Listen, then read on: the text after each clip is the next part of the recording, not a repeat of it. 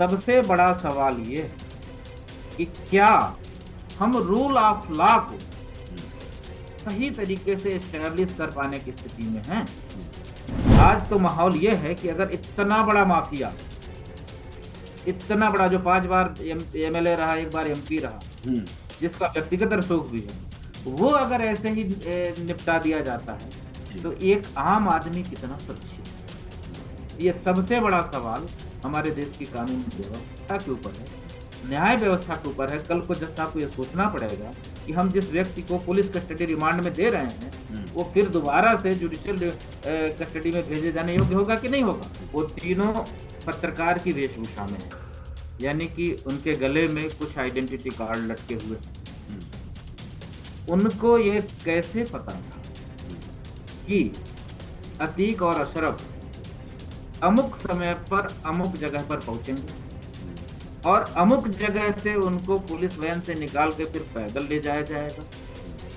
फिर ये कैसे पता था कि उनको पत्रकार वार्ता की इजाजत दी जाएगी।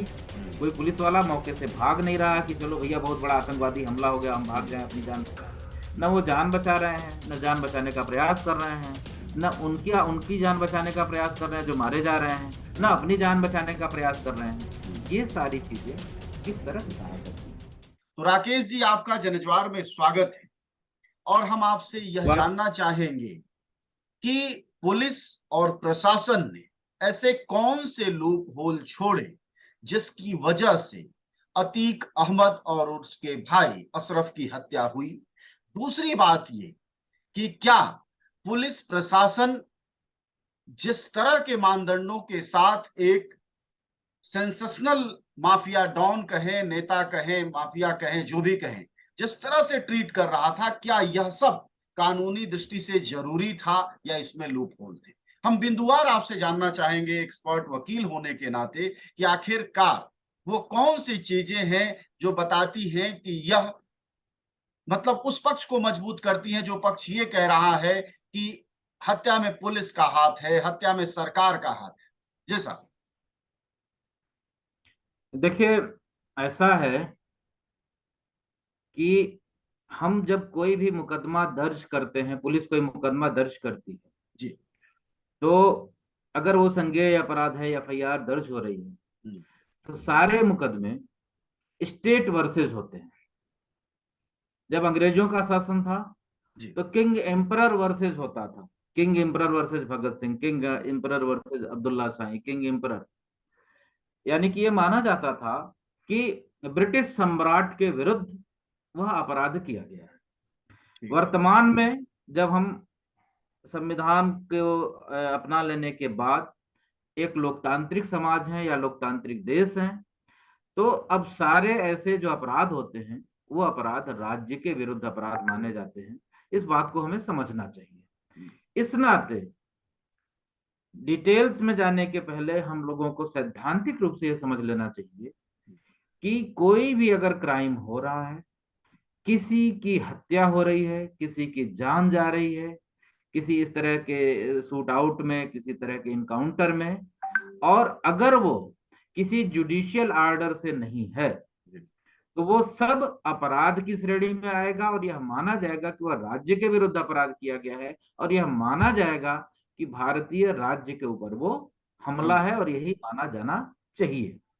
इसमें जो अलग अलग लोग हैं, कोई कहता है बहुत अच्छा हुआ, कोई कहता है बहुत खराब हुआ, तो जरा देखा जाए कि उनके ऐसा समझने के आधार क्या है।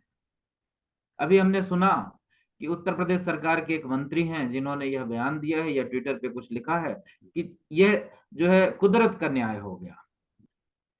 इसी तरह की बातें हम हाई कोर्ट में पिछले कई दिनों से थे, एक दो लोगों को छोड़ के बाकी किसी को कोई फर्क नहीं पड़ता है। सवाल ये नहीं है कि अतीक अहमद की हत्या हुई है या अशरफ की हत्या हुई है, या अतीक अहमद या अशरफ माफिया थे, गुंडे थे, बदमाश थे। ये तो हम देख ही रहे हैं कि ऐसी ख्याति के जो लोग हैं, ऐसी ख्याति के लोगों की ज्यादातर इसी तरह से मौत होती है।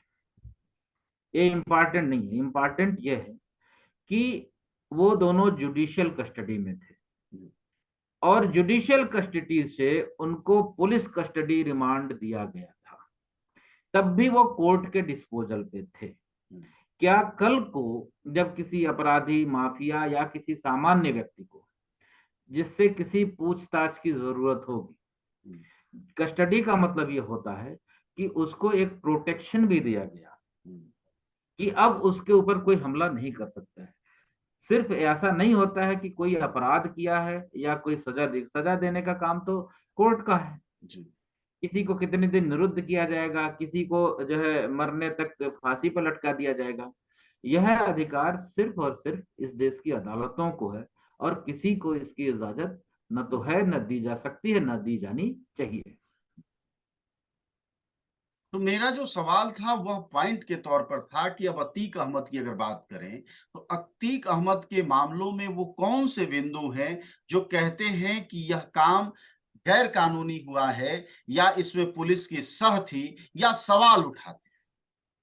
जैसे कुछ सवाल है, पुलिस की सह थी नहीं थी, जी। यह सोचना लोगों का काम है, लेकिन कुछ सवाल ऐसे हैं जो कोई किसी भी एक रिजनेबल माइंड के भीतर आने चाहिए। जैसे जिस किस्म की एक कुख्याति थी अतीक अशरफ की, जिस तरह से संवेदनशील मामला था, यह सवाल अनुत्तरित है कि उनको उस टाइम ऐसी कौन सी मेडिकल इमरजेंसी थी कि 10 बजे रात में काल्विन हॉस्पिटल में ले जाया गया या ले जाने का प्रयास का, हॉस्पिटल तो जा ही नहीं पाए। नंबर 2 कि अगर काल्विन हॉस्पिटल उनको ले जाया जाना था तो कितने दूर तक उनको पैदल ले जाना था, और लोगों को इस बात का एक्सेस क्यों देना था कि पत्रकार और दूसरे लोग पहुंच सकें। क्या उनके साथ पर्याप्त सुरक्षा घेरा नहीं था? मेरे ख्याल से था, जैसे मीडिया रिपोर्ट्स आ रही हैं। अगर पर्याप्त सुरक्षा घेरा था तो उस सुरक्षा घेरे का प्रोटोकॉल क्या है? क्या इतने इतने संवेदनशील मामले के भीतर किसी पत्रकार को या किसी को भी इस तरह से, या किसी जो कस्टडी के भीतर व्यक्ति हो, उसको इस तरह के पत्रकार वार्ता की कोई इजाजत है लीगली? ये सारे बहुत ही अगली बात। इसी से जुड़े हुए जिस हत्याकांड के भीतर इन लोगों को अभियुक्त बनाया गया था, अतीक और अशरफ को, उमेश पाल हत्याकांड, उसमें देखेंगे उसमें भी एक शूट आउट हुआ था। उसमें उमेश पाल के संभवतः 2 सुरक्षाकर्मी थे। तो जब उनके ऊपर कुछ लोगों ने हमला किया तो वह हमला उनको सुरक्षा कर्मियों के ऊपर भी करना पड़ा। यहाँ पे जो लोग, जो पुलिस के ऑफिशियल्स, पुलिस के जो भी पर्सनल्स थे जो उनको अस्पताल में ले जा रहे थे, तो वो उनकी सिक्योरिटी थी, वो उतनी ही सिक्योरिटी थी वो, या उतनी ही उनकी सिक्योरिटी की जिम्मेदारी थी जितनी जिम्मेदारी किसी नेता की, किसी उमेश पाल की या किसी की भी होती है। उनके रहते हुए कैसे उन्होंने फायर किया, एक चीज। दूसरी चीज, अच्छा एक सर, भी पुलिस वाले के ऊपर कोई इस फायर बात नहीं को आप होता। जारी रखिएगा, लेकिन एक चीज क्लियर करिएगा। अगर आप वकील हैं और कोर्ट में मौजूद होते और 2 उदाहरण आपके सामने हैं, एक उमेश पाल हत्याकांड है, एक अतीक हत्याकांड है। उमेश पाल हत्याकांड में हत्यारे पुलिस पर भी गोली चलाते हैं, लेकिन अतीक अहमद हत्याकांड में अपराधी पुलिस पर गोली नहीं चलाते। अगर जिरह होती तो इस जिरह में क्या यह बात निकल कर आती कि वहां अतीक के मामले में अपराधियों को यह पता था कि पुलिस उन पर गोली नहीं चलाएगी, और उमेश पाल हत्याकांड में मालूम था अपराधियों को कि उन पर पुलिस गोली चला सकती है या चला रही थी? क्या होता, क्या तो सीन? एक बहुत रिजनेबल सा सवाल यहाँ पे पैदा होता है। जी। वे लोग जो मौके पे पकड़े गए हैं, 3 लोग कि इन्होंने गोली चलाई, वीडियो में भी कुछ ऐसा दिख रहा है, वो तीनों पत्रकार की वेशभूषा में हैं, यानी कि उनके गले में कुछ आइडेंटिटी कार्ड लटके हुए हैं। उनको ये कैसे पता था कि अतीक और अशरफ अमुक समय पर अमुक जगह पर पहुंचेंगे और अमुक जगह से उनको पुलिस वैन से निकाल के फिर पैदल ले जाया जाएगा?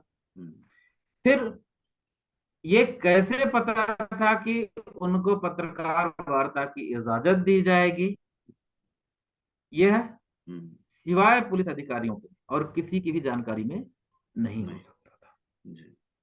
तो ये सारे सवाल हैं जो जब भी इसमें जब ट्रायल होगा तो ये सवाल पूछे जाएंगे, और ये सवाल जब पूछे जाएंगे तो पुलिस इन सवालों के लिए बहुत कंफर्टेबल स्थिति में नहीं रह पाएगी। अगली एक चीज, मान लीजिए ये सारे सवालों का उत्तर दे लिया अच्छा, तो जवाबी फायरिंग क्यों नहीं होती है?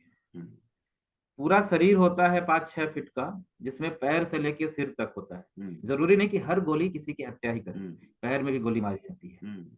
किसी भी तरीके से इफेक्टिव कोई गोली चला रहा है एकदम से अत्याधुनिक हथियारों से, और जो कि बैन है भारत में, और कोई ऐसे पकड़ रहा है, जो जो ऐसे पकड़ रहा है, क्या उस पुलिस वाले को यह रिजनेबल डर नहीं अपनी मौत का? उसको मार देगा उसी पर, बस उसको 1 सेकंड और पलटना ही तो था। बिल्कुल, 1 सेकंड अगर पलटता ऐसे लगाता तो पुलिस वाला मारा जाता, और उसको ऐसे पकड़ रहा है। तो ये किस बात की ओर इशारा करता है?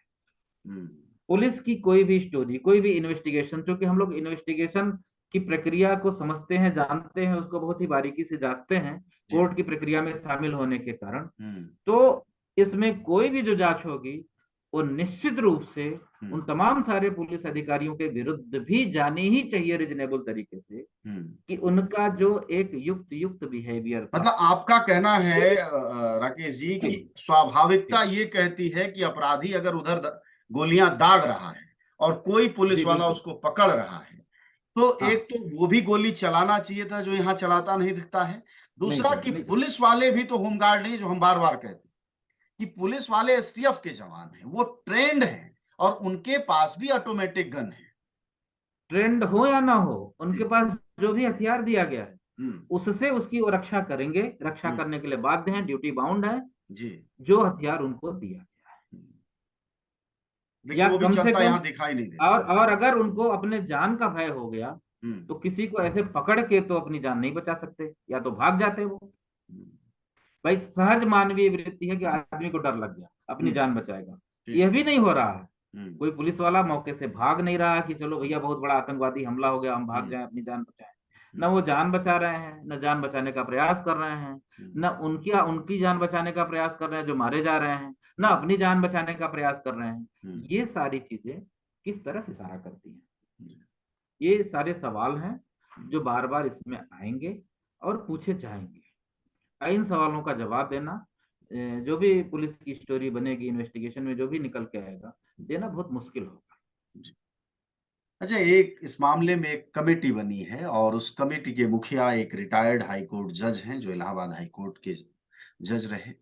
आपको क्या लगता है कि तमाम समितियां बनती हैं, इन समितियों का कोई सही उपयोग या जनता को कोई भरोसा जैसी चीज क्यों नहीं बनती? ऐसा लगता है कोई रिवाज है, कोई तरीका है, बस निकाल दिया गया और एक कमेटी बना दी गई। क्या इस कमेटी, जो मौजूदा कमेटी है, संभवतः आप जानते होंगे, उस पर क्या जनता को भरोसा करना चाहिए?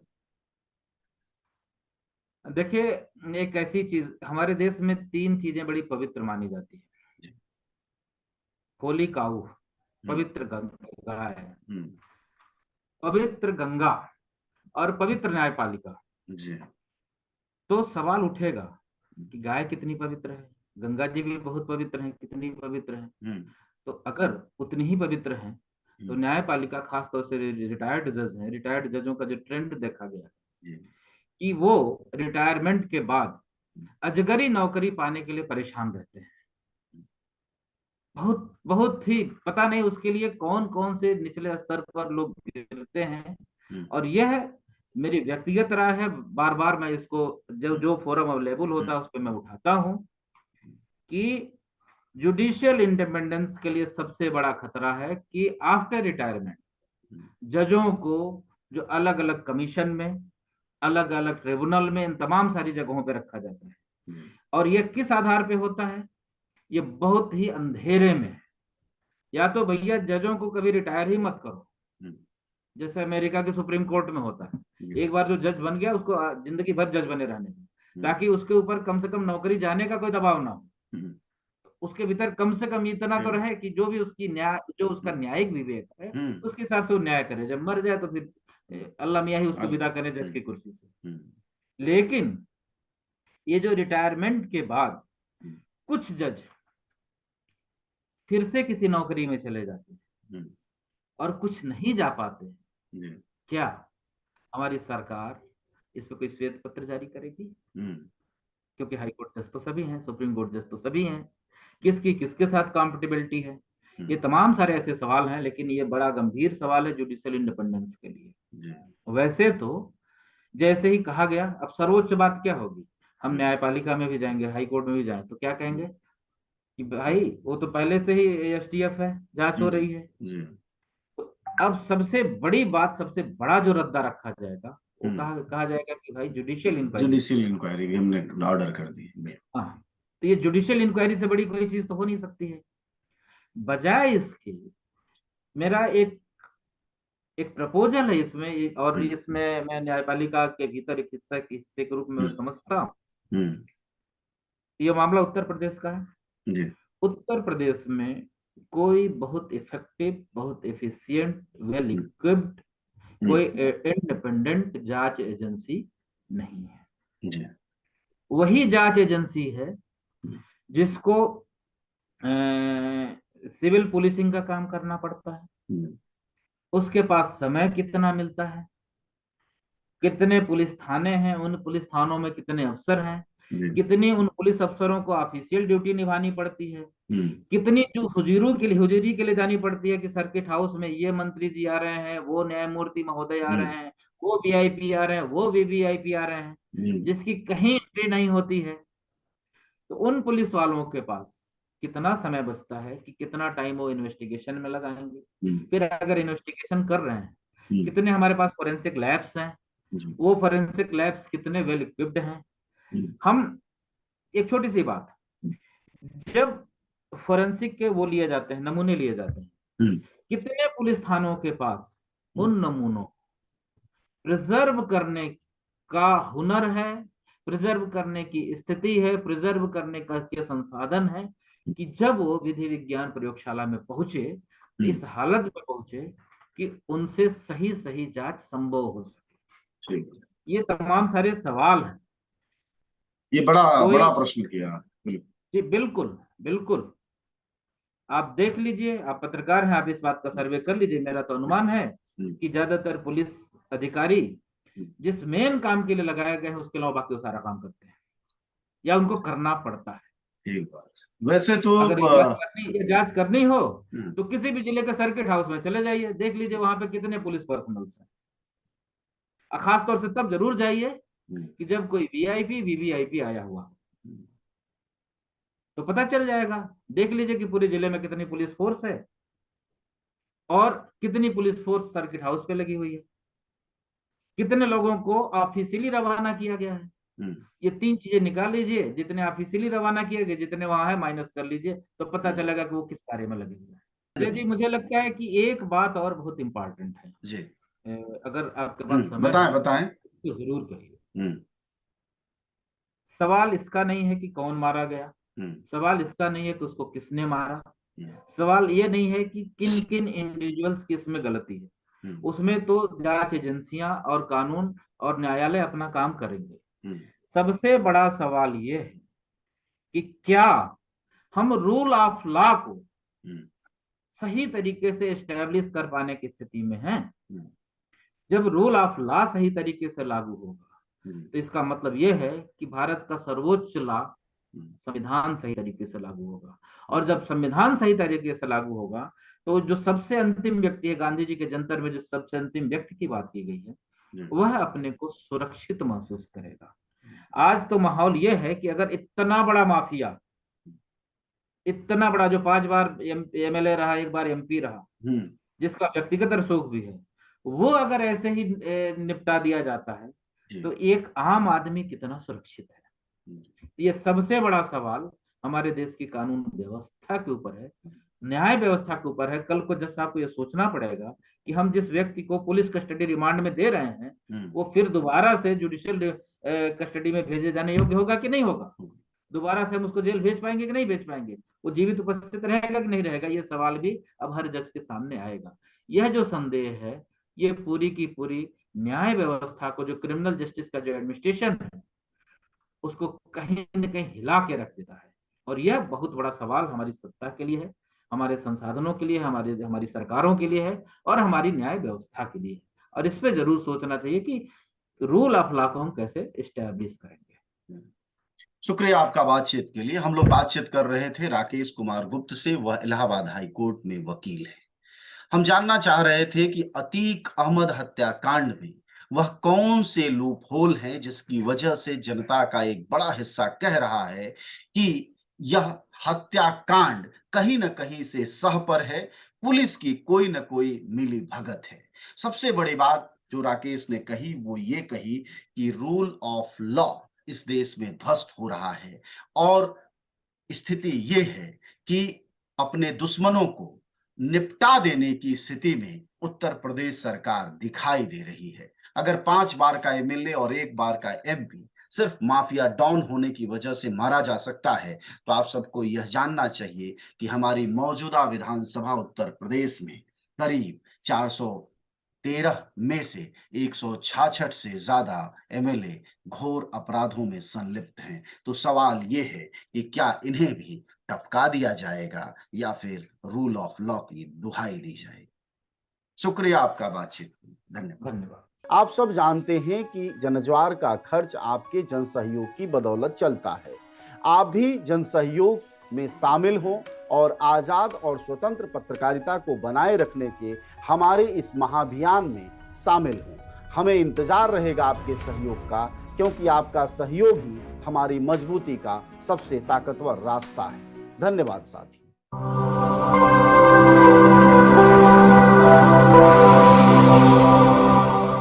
जनज्वार जनता की मीडिया।